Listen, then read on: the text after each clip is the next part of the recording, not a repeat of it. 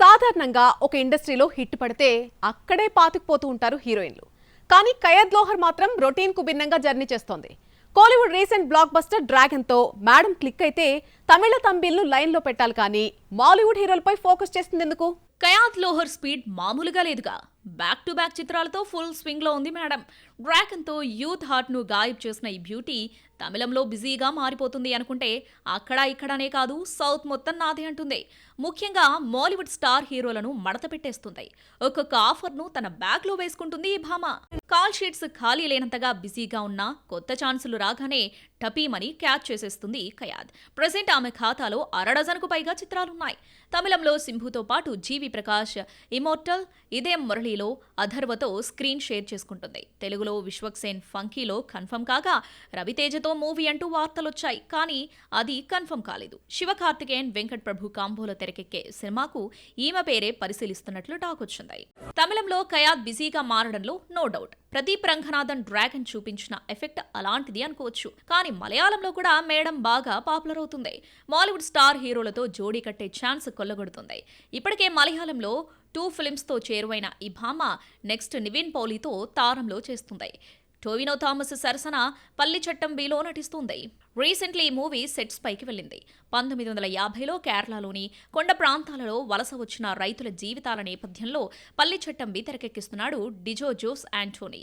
ఇవే కాకుండా Dulquer Salman I'm game చేంజర్లో కూడా నటిస్తుందని టాక్. ఇలా వరుసగా మలయాళ హీరోలను లైన్లో పెట్టడం వెనుక రీజన్ ఏమై ఉంటుందో, లేక ఆమె మాయలో మాలీవుడ్ డైరెక్టర్స్ పడ్డారా అనేది తెలియాలి. సంక్రాంతికి వస్తున్నాం ఊహించని సక్సెస్ తర్వాత వెంకటేష్ రూటు మార్చేశారా? ఆచితూచి దర్శకులు ఎంచుకుంటున్నారా? ఫిల్మ్ మేకర్స్ ట్రాక్ రికార్డును పరిగణలోకి తీసుకుంటున్నారా? నయా డైరెక్టర్లతో ప్రాజెక్టులంటే ఆలోచనలో పడిపోతున్నారా? ఫ్యామిలీ ఎంటర్టైనర్స్ నుండి యూటర్న్ తీసుకొని సీరియస్ కథల వైపు ట్రై చేస్తే బెడిసి కొట్టింది వెంకటేష్ విషయంలో. రానా నాయుడుతో ఫ్యామిలీ ఆడియన్స్ ని హర్ట్ చేసిన వెంకీ మామ సైంధవ్తో కమర్షియల్ ట్రాక్లోకి ఎక్కుదామని అనుకుంటే అసలుకే ఎసురొచ్చింది. అనుభవం అయితే కానీ తెలియదన్నట్లు ఫ్లాప్ ఎదురయ్యాక తెలిసింది ఫ్యామిలీ సినిమాలకుండే పొటెన్షియల్. దీంతో తనకు అచ్చొచ్చిన జోనర్లోకి తిరిగి ఎంటర్ అయ్యాడు. అనిల్ రావిపూడి సంక్రాంతికి వస్తున్నాంతో హిట్ కొడతాను అనుకున్నాడు, కానీ ఈ రేంజ్లో రీసౌండ్ ఇస్తుందని ఊహించలేదు వెంకటేష్. సంక్రాంతికి వస్తున్నాం రీజనల్ లాంగ్వేజ్లోనే 300 కోట్లకు పైగా కొల్లగొట్టి సరికొత్త రికార్డ్ క్రియేట్ చేసింది. వెంకీ కెరియర్లోనే హైయెస్ట్ గ్రాసర్ మూవీగా నిలిచింది. అప్పటి వరకు కెరియర్ ఎటు టర్న్ తీసుకుంటుందో అనే డైలమాలో ఉన్న ఈ సీనియర్ హీరో సిచ్యువేషన్ని టోటల్గా మార్చేసింది ఈ మూవీ. ఈ అన్ఎక్స్పెక్టెడ్ సక్సెస్తో నెక్స్ట్ సినిమాల విషయంలో ఆచి తూచి అడుగులేయాల్సిన సిచ్యువేషన్ క్రియేట్ అయింది. సంక్రాంతికి వస్తున్నాం కన్నా ముందే ఇప్పటి వరకు తాను వర్క్ చేయని దర్శకులకు గ్రీన్ సిగ్నల్ ఇచ్చాడు వెంకీ మామ. సామాజ వర్గమున రైటర్ నందుతో పాటు సురేందర్ రెడ్డి చెప్పిన లైన్ నచ్చి ఓకే చెప్పాడని టాక్. అలాగే టిల్లు డైరెక్టర్ విమల్ కృష్ణ, కిషోర్ తిరుమలతో కూడా మూవీ చేద్దామనుకుంటే వర్కౌట్ కాలేదని సమాచారం. యాక్షన్ కన్నా ఎంటర్టైన్మెంట్, అందులోనూ ఫ్యామిలీ ఎంటర్టైనర్ కున్న పవర్ తెలుసుకున్న విక్టరీ హీరో నెక్స్ట్ అలాంటి స్టోరీస్, స్క్రిప్ట్స్ పై ఫోకస్ చేస్తున్నాడు. నయా దర్శకులను కాదని స్టార్ అండ్ సక్సెస్ఫుల్ దర్శకులకు సై అంటున్నాడు. మరోసారి అనిల్ రావిపూడితో కలిసి వర్క్ చేస్తున్నాడు. అయితే అది ఫుల్ లెంత్ రోల్ కాదు. చిరంజీవి అనిల్ ప్రాజెక్ట్లో ఓ స్మాల్ క్యారెక్టర్ చేయబోతున్నాడు. అలాగే నువ్వు నాకు నచ్చావు, మల్లీశ్వరి లాంటి భారీ బ్లాక్ బస్టర్స్ కి రైటర్ గా వర్క్ చేసిన దర్శకుడు త్రివిక్రమ్తో వర్క్ చేయాలని ఎప్పటి నుండో కోరుకుంటున్నాడు. ఇప్పటికీ కాంబినేషన్ సెట్ అయింది. ఇక జీతూ జోసెఫ్ దృశ్యం 3లో కూడా భాగస్వామ్యం కాబోతున్నాడు వెంకటేష్. 3 భాషల్లో 3 హీరోస్ చేయబోతున్నారని రీసెంట్ గా క్లారిటీ ఇచ్చాడు దర్శకుడు. ఈ 3 కూడా కుటుంబ నేపథ్యం ఉన్న కథలేనని తెలుస్తోంది. సో మొత్తానికి వెంకీ మామ ప్లాన్ చేంజ్ చేశాడు. మరి సక్సెస్ అవుతాడో లేదో చూడాలి. 7 ఏళ్ల నుండి ఫిల్మ్ ఇండస్ట్రీలో సెటిల్ కావాలని దండయాత్ర చేస్తూనే ఉంది ఒక యంగ్ బ్యూటీ. టాలీవుడ్లో తెరంగేట్రం చేసి బాలీవుడ్ టు మాలీవుడ్లో పెర్ఫార్మెన్స్ చూపించిన నో యూస్ ఇక మళ్లీ తెలుగు ఇండస్ట్రీపై కన్నేసింది. అందులోనూ మరోసారి ప్రభాస్ పైనే హోప్స్ పెట్టుకుంది. డార్లింగ్ ని నమ్ముకున్న బ్యూటీ ఎవరో లుక్ చేయండి. ఇండస్ట్రీలో హీరోయిన్ గా రాణించాలి అంటే టాలెంట్ తో పాటు కాస్తైనా లక్ ఉండాలి. ఆ లక్కీ ఛాన్స్ ఎప్పుడొస్తుందో చెప్పడం కష్టం. ఇదిగో రిద్ధి కుమార్ విషయంలో కూడా 7 ఏళ్లుగా హిట్ దోబూచులాడుతోంది. లవర్తో టాలీవుడ్ ఎంట్రీ ఇచ్చింది రిద్ధి. ప్రభాస్తో నటించిన ఫేట్ మారలేదు. ఈ 7 ఏళ్ల కెరియర్లో ఒక్కటంటే ఒక్క బ్లాక్ బస్టర్ చూడలేదు. అసలు ఆ హిట్ ఇచ్చే రియల్ ఆనందాన్ని ఫీల్ కాలేదు. మెయిన్ ఇండస్ట్రీస్ ని చుట్టేసినా సక్సెస్ రాలేదు. అయినా సరే దండయాత్ర చేస్తూనే ఉంది. డార్లింగ్ ప్రభాస్తో ఒక్కసారి నటించే అవకాశం వస్తేనే లక్కీగా ఫీల్ అయిపోతూ ఉంటారు భామలు.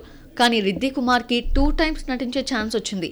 రాధేశ్యామ్లో కీ రోల్ ప్లే చేస్తుంది మరాఠీ భామ. సినిమాను టర్న్ చేసే క్యారెక్టర్లో నటించింది. కానీ ఈ సినిమా ఆమె కెరియర్ని మార్చేస్తుంది అనుకుంటే ఫ్లాప్ వల్ల పెద్దగా అవకాశాలు రాలేదు. ఈ 3 ఏళ్లలో సలాం, వెంకీ, సూపర్ బాయ్స్ ఆఫ్ మాల్గావ్ చిత్రాలు తప్ప మరో మూవీ చేయలేదు. చేతిలో చెప్పుకోదగ్గ అవకాశాలు లేవు. ఇప్పుడు ఆమె హోప్స్ అన్ని ప్రభాస్, రాజాసాబ్ పైనే. ప్రభాస్తో మరోసారి జోడీ కడుతోంది రిద్ధి. మారుతి, డార్లింగ్ కాంబోలో తెరకెక్కుతున్న రాజాసాబ్లో one of the heroine Nidhi Agarwal, Malavika మోహనంతో పాటు ఈ భామ నటించబోతోంది. రీసెంట్గా రిలీజ్ చేసిన టీజర్ కట్లో మెరిసింది. రాధేశ్యామ్లో జస్ట్ 2-3 సీన్స్కే పరిమితమైన బ్యూటీ రాజాసాబ్లో డార్లింగ్తో ఎక్కువసేపే స్క్రీన్ షేర్ చేసుకోబోతోందని టాక్. 3 భామలతో ఓ సాంగ్ ఉండబోతోందని చెప్పకనే చెప్పేసింది టీమ్. డిసెంబర్ 5న ఆడియన్స్ ముందుకు రాబోతోంది రాజాసాబ్. ఈ ఒక్క మూవీ తప్ప మరో మూవీ చేతిలో లేని భామకు డార్లింగ్తో సినిమా ఏ మేరకు ఆఫర్స్ని తెచ్చిపెడుతుందో చూడాలి. చింత చచ్చినా పులుపు చావదని ఆ సామెత కొంతమంది హీరోలకు సరిగ్గా సరిపోతుంది. మార్కెట్ డ్యామేజ్ అయిందని తెలిసి కూడా ఏజ్కు తగ్గ రోల్స్కు షిఫ్ట్ కాలేకపోతున్నారు. ఇంకా డ్యూయెట్ల కోసం వెంపర్లాడుతూ ఉన్నారు.